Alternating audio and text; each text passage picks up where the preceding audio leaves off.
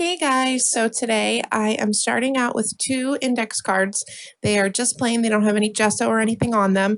And I am applying two sheets of paper from the UmWowStudio Fortune Teller collection. And I'm just applying it with some of the Collage Podge in the matte. I find it works really well. I like it a lot better than Mod Podge. The Mod Podge matte isn't really matte. It has a little bit of shine, but this matte is actually matte. So after I trim them all up, I am now going to take one of those Tim Holtz paper distressors all around the edges and scuff up the edges. The nice thing about using pattern paper for your background is it already has a lot of cool pattern on it, and you don't have to do a whole lot to the background to make it look really nice, especially with papers like these that I'm using here from UmWowStudio. They have color on them, a little bit of gradient and pattern, and I think they just look really cool all on their own. So now I'm taking a piece of chipboard from UmWowStudio, and I am just cutting it in half so I can get two uses out of one piece of chipboard. And I am then going to take some just plain regular black acrylic paint. This is Liquitex Basics, and I'm just going to cover the chipboard with a black paint. I find that it gives a nice contrast. The wood is really nice. The shade of the wood in these die cuts is really nice, or chipboards is really nice, but for this project I want to cover them with black paint so they contrast really nicely against the background.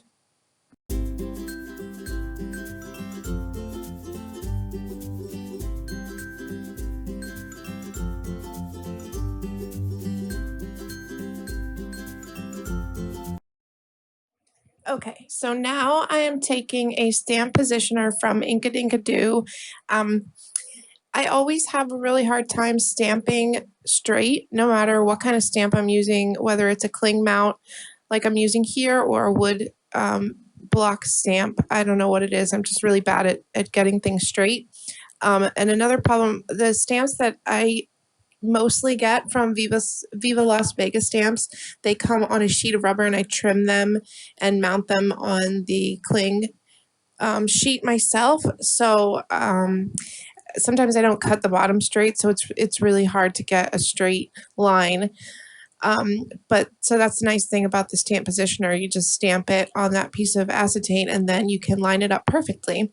And I stamped the Wildflower Silhouette stamp by Viva Las Vegas Stamps.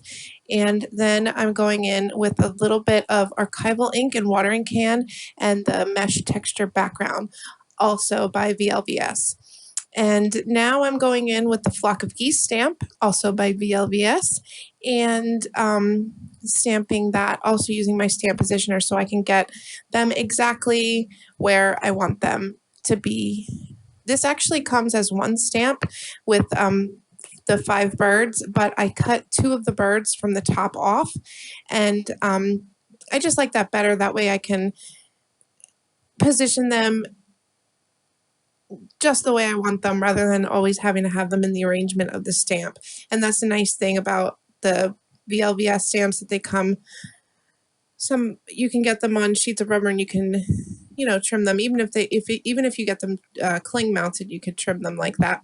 So I'm also stamping on the other card in some Timber Brown Stays On ink, the same Wildflower Silhouette stamp.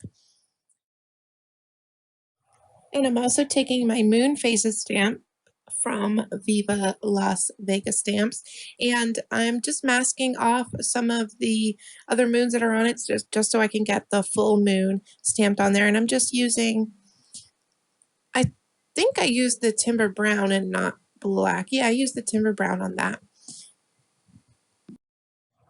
So now I'm taking that same Timber Brown Stays On ink and doing some second generation stamping. I'm stamping off on a piece of scrap and then stamping on my background so it's really light, and you just see it when you look closely.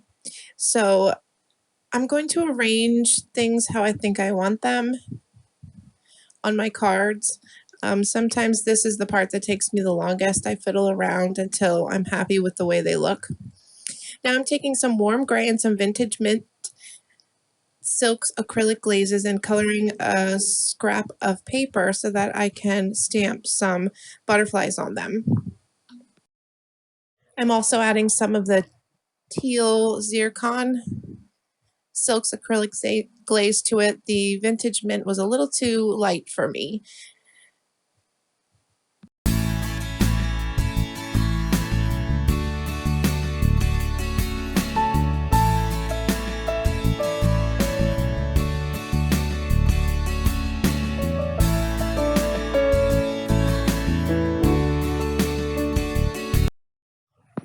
For this other set that I'm going to stamp, I'm using pomegranate and autumn leaf, also silks acrylic glazes. I'm trying to go with colors that match the background paper. I'm going to be using these scraps of paper to stamp some butterflies on and then cut them out. So I wanted to get colors that would kind of match the backgrounds, and these silks acrylic glazes have a bit of shimmer to them, like when they catch the light, so it looks really nice on a butterfly stamp.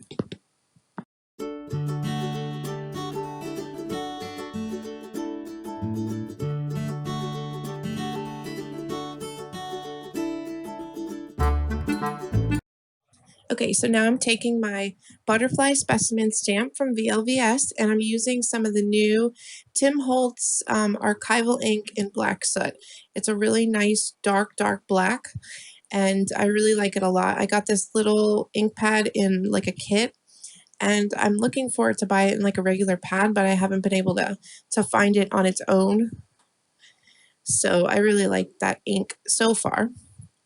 So I'm just going to trim out some of these butterflies, and then I will position them around my card where I think they look nice. Okay, so I used some word stickers from the 7.Studio Fortune Teller collection. They have a sheet of all these great sayings, and I stuck those down to one of the cards, and then on the other card I just put some of the butterflies around.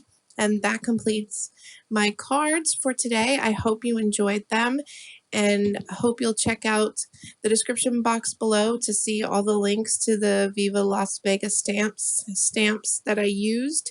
And if you could do me a favor and subscribe, you can click the button on the screen to subscribe, or for more inspiration you can check out these other videos. The video in the middle actually has another VLVS project that I did recently if you want to check that out. So thank you for watching, guys. Bye-bye.